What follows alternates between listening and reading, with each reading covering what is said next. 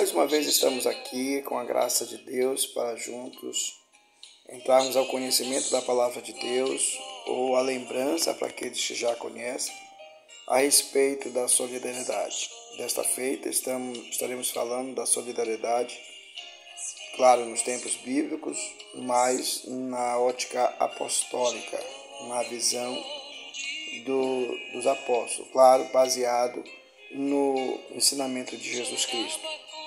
Em Colossenses, no capítulo 3, versículo 23, diz assim: tudo o que fizerem, façam de todo o coração, como para o Senhor, e não para os homens, sabendo que receberão do Senhor a recompensa da herança. A recompensa da herança é a Cristo, o Senhor, que vós estáis servindo. Maravilha, né? Que rico é esse texto. Esse texto nos mostra o apóstolo Paulo falando aos irmãos em Colossos. Toda a igreja da Macedônia, Colossos, Filipenses, Tessalonicenses, eles tinham como princípio, eles eram muito ligados à família. Tanto é que quando morria alguém, principalmente depois que eles tiveram conhecimento de Cristo, que eles esperavam que Jesus voltasse naquela época, havia uma tristeza muito grande quando alguém morria, porque para eles não chegaram a ver aquela pessoa ser levada por Cristo, ser ressuscitada. E Paulo teve que muitas vezes explicar isso. Mas, como eu já disse, o despertar da igreja da Macedônia em relação à ajuda financeira, à ajuda de doações, para com os irmãos na Galiléia, Jerusalém, nas áreas ali do domínio dos romanos e dos judeus, era muito forte. E eles tinham por primazia aquilo que já tinham aprendido de Paulo, que era cuidar dos pobres. Está em Gálatas capítulo 2, verso 10, recomendado pelos apóstolos. Esse texto ele traz como princípio que nós precisamos observar as aflições das pessoas, os momentos em que eles passam por provações. Muitas vezes a gente se deixa levar pelos problemas que as pessoas passam, crises, problemas financeiros, problemas de saúde, problemas de separações, como problema ligado ao pecado único e exclusivamente. Com isso, nós deixamos de nos preocupar, muitas das vezes, com as pessoas que estão passando por essas situações e que muitas das vezes nunca colaboraram para que isso chegasse a esse ponto. Vivemos num mundo de grandes transformações. Na época dos apóstolos, a perseguição levou muita gente a sofrer. Por quê? Porque perderam suas casas, perderam seus empregos, perderam não podiam mais ir às lavouras, não podiam ir mais às vinhas, porque os judeus perseguidores entrariam ali e os prenderiam ou os matariam se resistissem à prisão. Então muitos fugiram e, como eu disse, foram morar entre os gregos. E lá entre os gregos, os irmãos, as pessoas judias, começaram a ir atrás deles, mesmo morando em nações gregas. E o que nós observamos é que lá atrás Jesus já havia falado em Lucas capítulo 6, verso 36, sede, pois, misericordioso, como também vosso Pai é misericordioso. Aí ele diz: não julgueis e não serás julgado, não condeneis e não sereis condenado, soltai e soltar-vos-ão. Então esse conselho, esse ensino de Jesus repercute na mente da igreja, né? Aprender a ser misericordioso, aprender a olhar para as pessoas com olhar de misericórdia e não com olhar de julgamento. Não é a minha tarefa julgar uma pessoa, o estado que ela está. Vamos dizer, você vai socorrer uma pessoa em naufrágio.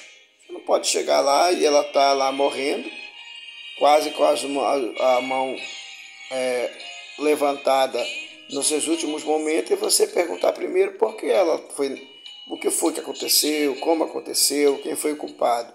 Não, primeiro você socorre o náufrago. Depois de cuidar dele, de tratar dele, aí então você pode ir às perguntas lógicas que poderão nortear suas ações a partir dali, ou você poderá, passando por cima de qualquer circunstâncias erradas, continuar ajudando aquela pessoa. Se você pode, por que não? Né? O texto do capítulo 6 de Lucas e o 38 diz assim: alguém que é gentil com os pobres e que tem caráter estabelecido encontrará muitos que estão prontos para ajudá-lo. Por quê? Se baseia assim: dai e será vos dado, medida boa, comprimida, sacudida, transbordante, e vos darão no vosso colo, pois com a mesma medida que medis, vos medirão.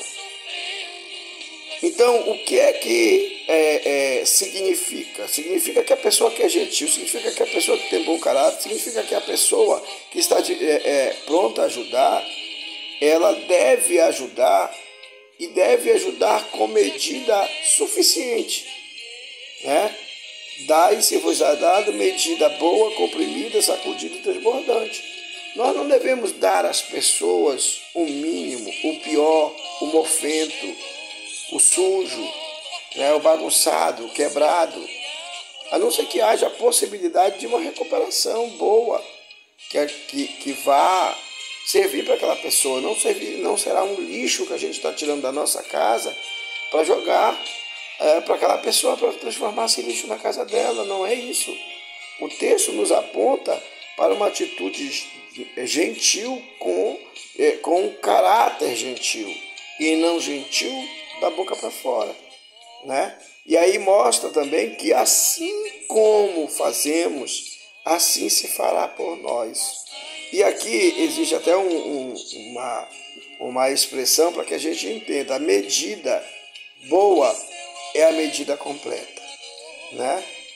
É você tirar a pessoa das águas, levar a pessoa à terra seca, se possível encaminhar aquela pessoa, se ela precisar de tratamentos hospitalares, e ainda, se possível, encontrar seus familiares e deixá-la, se possível, em casa, aos cuidados. E até aí, até chegar a esse ponto, você vai ter que ter o cuidado do bom samaritano, que não somente cuidou das feridas, mas ele também levou à hospedaria, pagou a hospedaria porque ele estava a caminho do seu trabalho, quem sabe das suas vendas, e ele passou por ali e viu aquele homem caído, mas ele cuidou das feridas, untou as feridas, levou para a hospedaria, pediu que cuidasse, terminasse os cuidados que aquela pessoa precisasse, se propôs a pagar tudo que fosse gasto, né, todo o remédio, todo o recurso, tudo que fosse preciso gastar. Quando ele voltasse, ele então pagaria tudo. Ou seja, ele deu a boa medida completa. Né? Ele poderia ter só colocado óleo, untado óleo nos ferimentos, né? Colocado as coisas para poder evitar que a pessoa viesse a ser ferida por um animal, né? Ou que não tivesse força para caminhar. Não, ele colocou, levou aquela pessoa, colocou na sua carruagem, levou aquela pessoa até o lugar ideal para que ela fosse tratada e se comprometeu completamente com aquela pessoa. A medida sacudida é uma medida que ela compacta, né? É usado muito na questão do trigo, na questão da farinha, né? Na questão do arroz. Uma lata ou uma medida, né? Que hoje nós chamamos tinhalqueire, né? Nós usamos hoje a lata, né? Ou usamos outras formas que comprimem. Então, o que é que a gente tem que fazer? Bater bem colocar e batendo, para que haja uma compressão e para que realmente seja uma medida completa. Não é roubar, não é? Não é colocar aquilo de forma a roubar, a enganar, a suprimir. Não, é medida completa. E aí diz mais, vos darão. Jesus ele aponta que aquela medida dada será devolvida, né? De alguma forma será devolvida, né? Por quê? Porque houve um caráter gentil, houve o caráter de olhar para o necessitado, independente das situações que aquela pessoa está vivendo.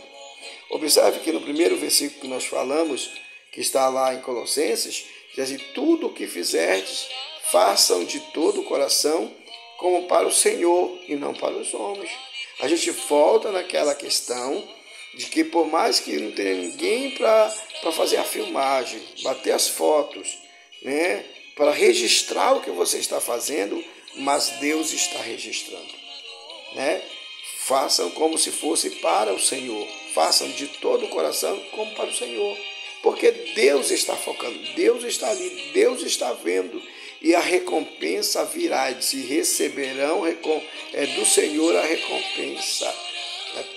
Então, haverá recompensa para aqueles que buscam ser solidários, que buscam socorrer. Tá? Agora eu queria destacar alguns tipos de ações de solidariedade. Tá? De solidariedade. Uma delas é doar sangue. Doar sangue é doar vida. Né? Precisamos ajudar as pessoas.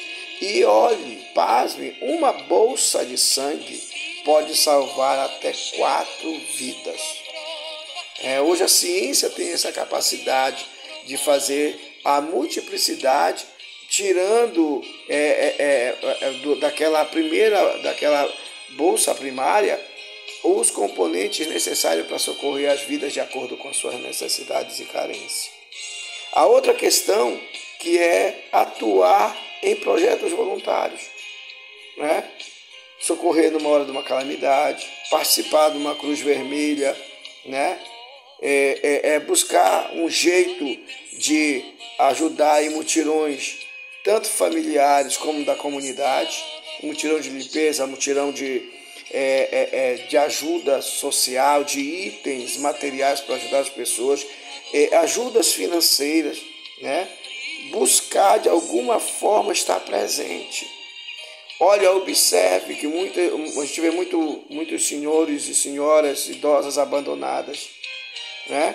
O projeto Movas na gincana bíblica inclui geralmente um dia onde as equipes vão buscar pessoas necessitadas para socorrer, seja com alimento, seja com limpezas nas casas, seja com algum remédio, alguma coisa que vá ajudar aquela vida ou aquela família de forma aplicável, né? De forma correta. Porque é isso que precisamos fazer. Não podemos continuar jogando esmola, tá?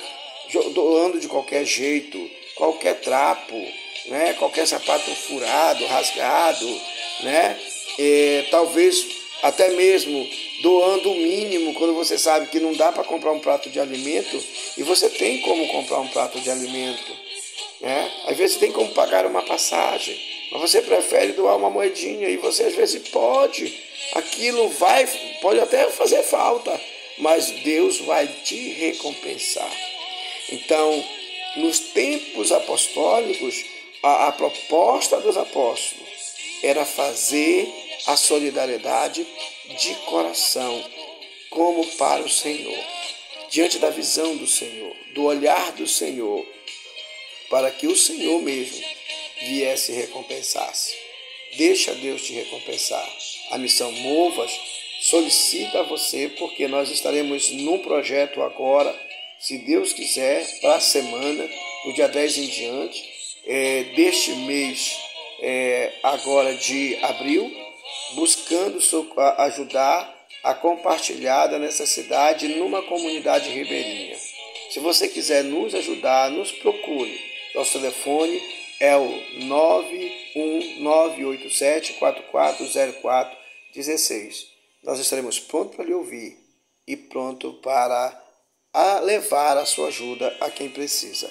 Que Deus em Cristo nos abençoe.